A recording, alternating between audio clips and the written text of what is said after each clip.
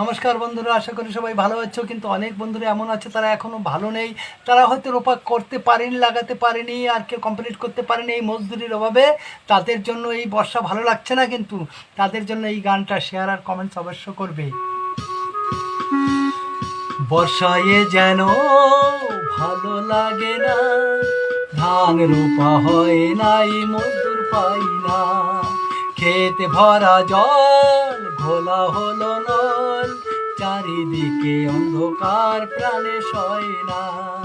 বর্ষায় যেন ভালো লাগে না, ধান রোপা হয় নাই, মজদুর পাই না।